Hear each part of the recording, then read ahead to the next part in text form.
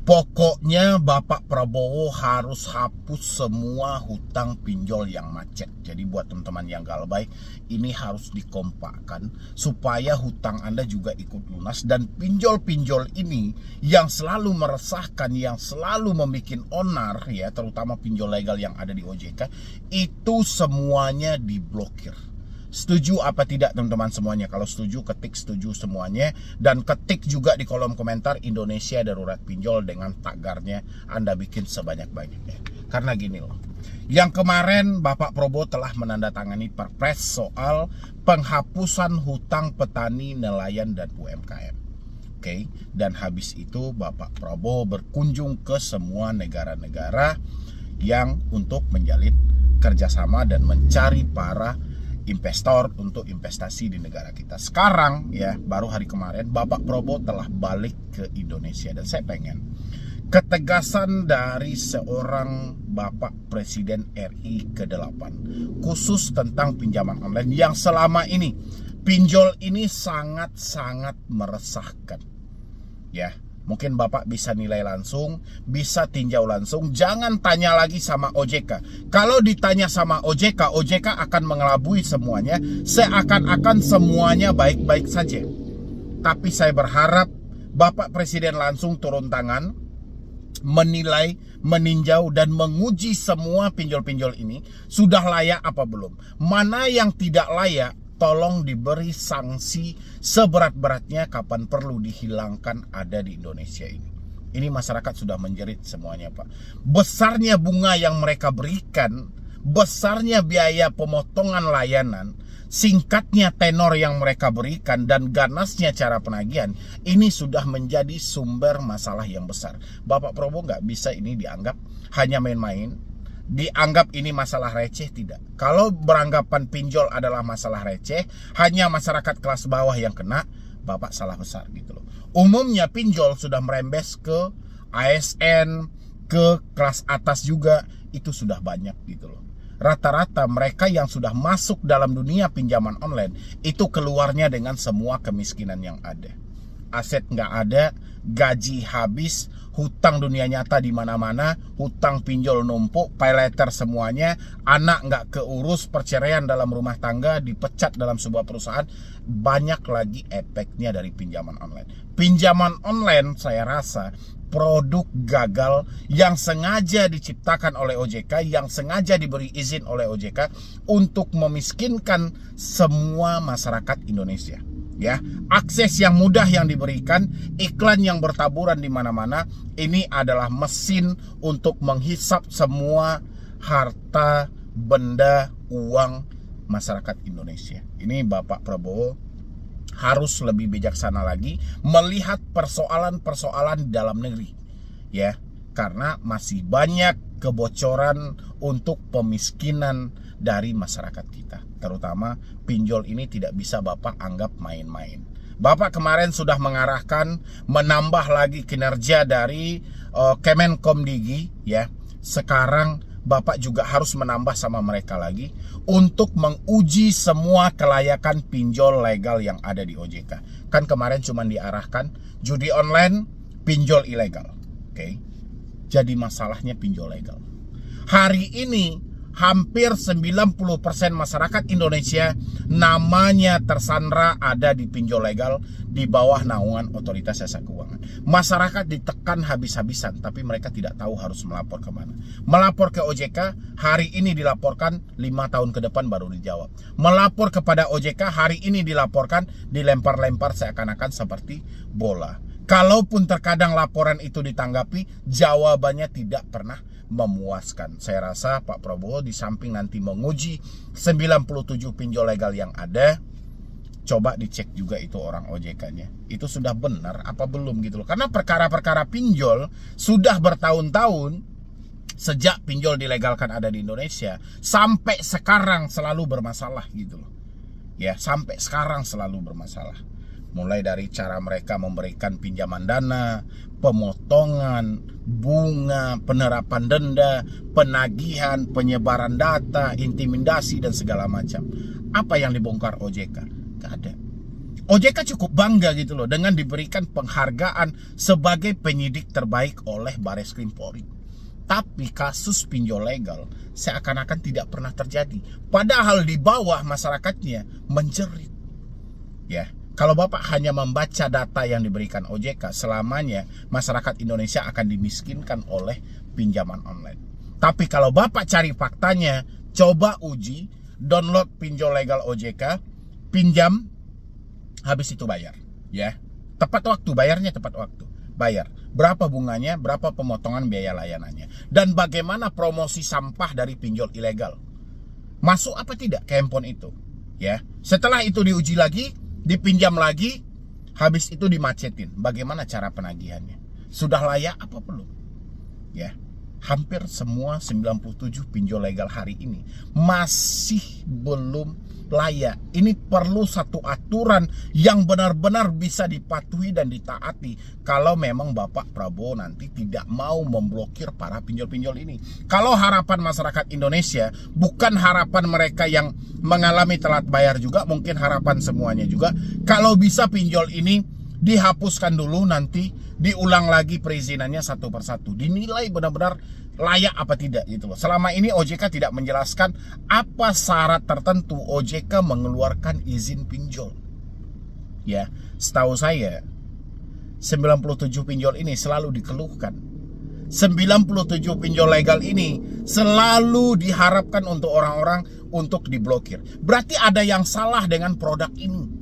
Ya, berarti ada yang perlu diperbaiki dengan produk yang dikeluarkan oleh OJK ini. Buruknya sistem layanan mereka. Ya, mereka tidak tahu sistemnya itu sudah jelek gitu loh.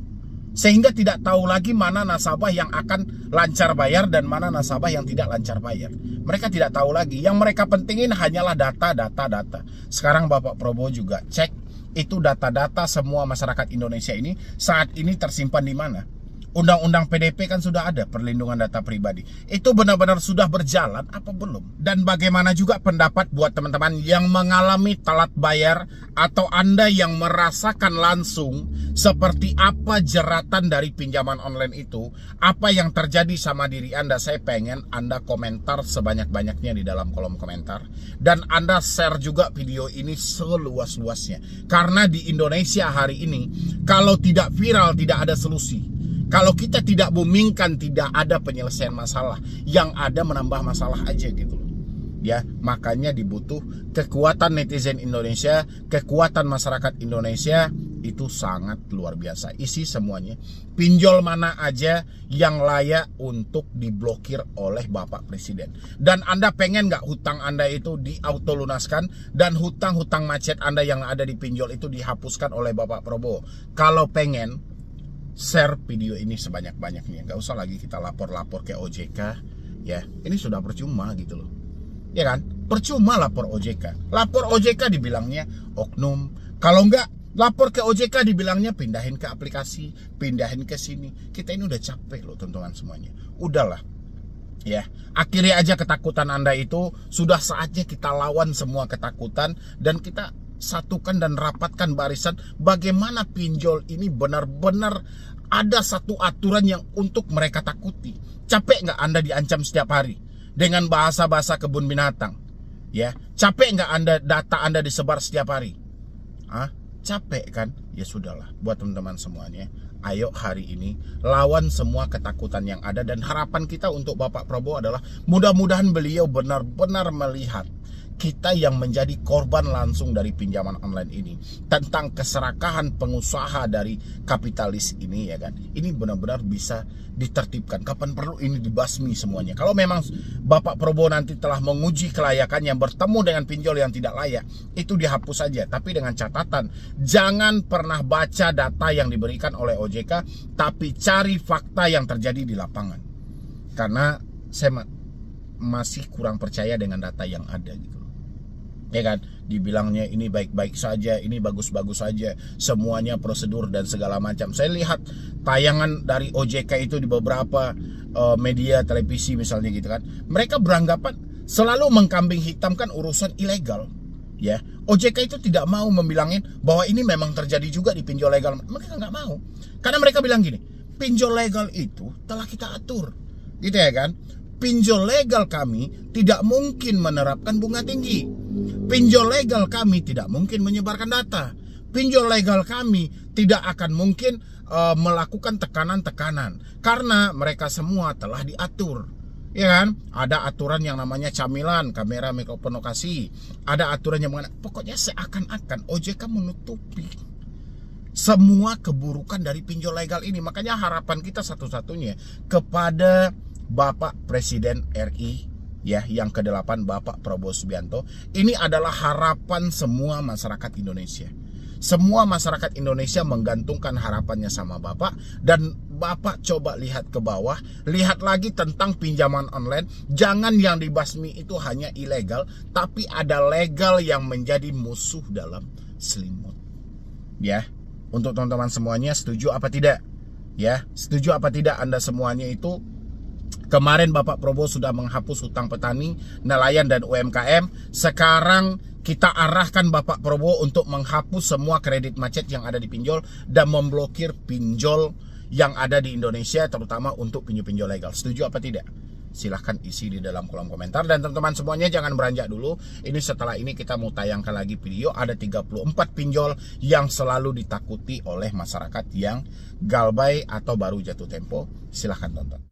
Yo, assalamualaikum warahmatullahi wabarakatuh. Selamat sore buat teman-temanku semuanya, khususnya yang sudah ada di YouTube Solusi Hutang MB. Ini banyak banget ya teman-teman yang semuanya bertanya dan kebingungan tentang galbay-galbay pinjol gitu lah. Pinjolnya kira-kira seperti di Akulaku. Akulaku ini paling banyak banget yang bertanya ya. Ini buat teman-teman khusus yang telat bayar di Akulaku. Tidak ada yang perlu dikhawatirkan. Tidak ada yang perlu dicemaskan gitu loh. Soal ada kunjungan, soal desi datang ke rumah, ini bukan jadi problem yang harusnya teman-teman takuti. Jadi jangan berulang-ulang kali memikirkan hal-hal negatif untuk pemikiran Anda gitu loh. Karena satu-satunya, kan saya sampaikan sama teman-teman semuanya, satu-satunya yang bisa mengeluarkan Anda dari sini adalah pemikiran Anda sendiri. Habis itu kredivo. Kredivo juga hal yang menakutkan bagi teman-teman semuanya gitu loh ya kan. Tapi saya terkadang teman-teman itu selalu berbeda dari fakta yang sebenarnya gitu loh. Padahal faktanya sudah dijelaskan. Kalau kita tidak mampu bayar ya, nama kita akan masuk ke dalam SLIK. Oke, sistem layanan informasi keuangan. Oke, habis itu kalau kita tidak mampu bayar, kita akan dibebankan dengan yang namanya denda. Kita akan dihubungi oleh debt collector. Cuman ini loh resikonya. Tapi kenapa teman-teman malah menambah sampai proses hukum, sampai penarikan aset-aset yang ada gitu loh. Dan habis itu banyak juga laporan tentang kredit pintar. Kredit pintar juga banyak dilaporkan oleh teman-teman semuanya, mulai caciannya, makiannya, dan segala macam. Saya sudah sampaikan sama teman-teman, kalau memang hal itu teman-teman bisa buktikan, mereka mencaci maki atau menghina itu, menyebutkan nama aplikasinya, contoh, kami dari kredit pintar. Kalau Anda tidak melakukan pembayaran bla bla bla bla, tapi ada nama kredit pintar. Tapi sejauh hal itu tidak ada kawan-kawan semuanya, ini percuma gitu loh. Kan sudah saya bilang percuma kan teman-teman. Bang, gimana caranya melaporkan tentang kredit pintar ini ke OJK? Sejauh debt collectornya tidak menyebutkan nama aplikasi, OJK akan beralih bahwa itu dilakukan oleh pinjol ilegal. Ya, walaupun teman-teman semuanya bersikeras ini legal bang, ini jelas ini pinjol ini oke. Ya, tapi OJK tidak akan mempercayai itu.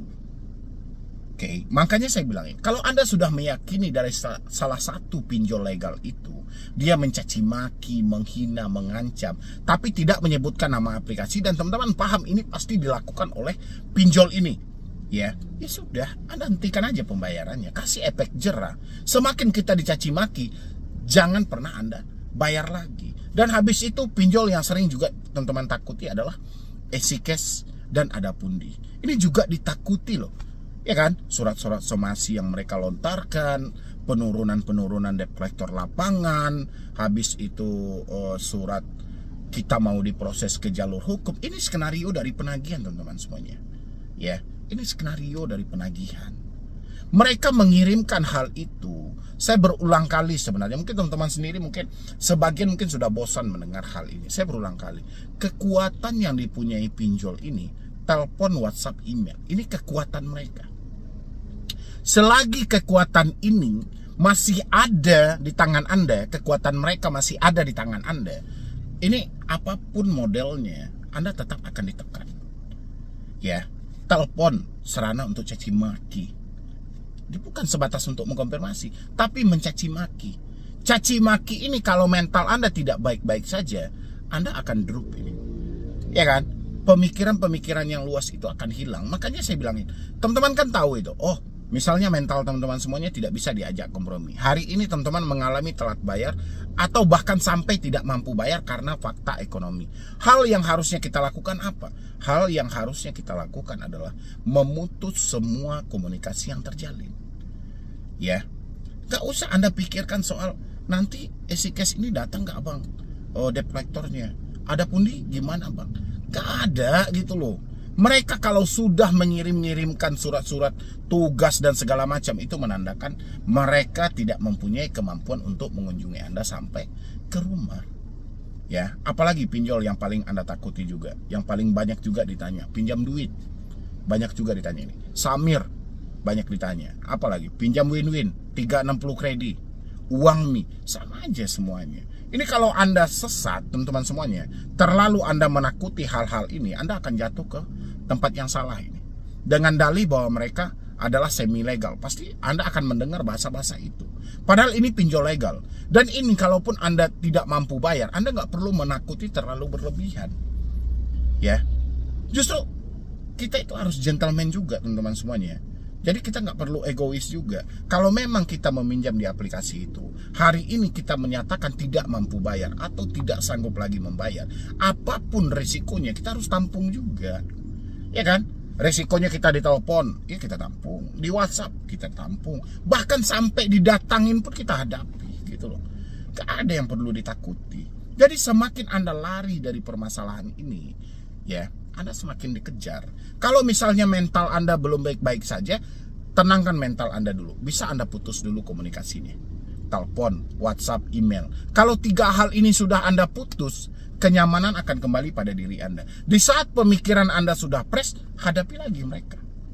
Gak ada masalah kok hal-hal itu gitu loh. Semua aturan itu sudah ada. Ya kan? Semua aturannya sudah ada. Pinjol, ini aturan penagihan kredit terbarunya. Kita sebagai debitur harus paham mana yang boleh dilakukan oleh debt collector dan mana yang tidak. Ya, pinjol segini besaran bunganya, segini besaran dendanya, segini besaran biaya layanannya. Kalau misalnya kita telat selama sekian, berapa kita boleh ditagih? Sudah ada aturannya. Cuma pemikiran yang sesat tentang FCDC, proses hukum, ini yang harus distabilkan lagi teman-teman semuanya. Ya, saya paham keadaan Anda itu sudah dikatakan tidak mampu lagi, tidak sanggup lagi, dan Anda masuk kepada saya pun, ya, Anda masuk kepada saya ini, itu karena duit Anda sudah tidak ada. Selagi Anda masih bisa gali lubang tutup lubang, Anda tidak akan pernah muncul di channel Solusi Hutang Medi Brony. Anda gak akan kenal dengan yang namanya Medi Brony. Tapi karena Anda sudah hancur-hancuran, ya, Anda sudah tidak ada lagi talangan dana, Anda sudah tidak menemukan lagi orang yang bisa membantu dan segala macam, makanya Anda hadirlah ke sini dengan, ya pokoknya sudah nggak ada lagi gitu loh. Ya, jadi sadari aja di sini buat teman-teman semuanya. Resikonya saya bilang nggak ada yang berat. Ya, di video-video sebelumnya saya juga sampaikan sama teman-teman. Ini si pinjol sengaja menggencarkan penagihan debt collector untuk menutupi kekurangan layanan mereka, kekurangan dari sistem mereka. Makanya debt collectornya digencarkan, debt collectornya lebih dikencangkan dalam menagih. Ya, karena apa? Karena ada sistem yang tidak mempunyai analis, ya kan? Jadi sistem ini hanya berpatok kepada kelengkapan data aja. Berapa banyak data yang ada di handphone Anda, semakin banyak datanya, ya semakin besar peluang Anda untuk dicairkan. Jadi saya pengen buat teman-teman semuanya ya, mulai dari yang telat bayar di Aku-Laku, di Kredivo, di Kredit Pintar, habis itu di EasyCash, di pinjam duit, 360 kredit, Uangmi, dan pokoknya banyak lagi deh. Yang jelas hari ini tanyain aja ke diri Anda. Anda mau keluar dari semua ini atau tidak? Kalau memang Anda mau keluar dari semua ini, Ya, mau tidak mau Anda harus paksa diri Anda untuk keluar.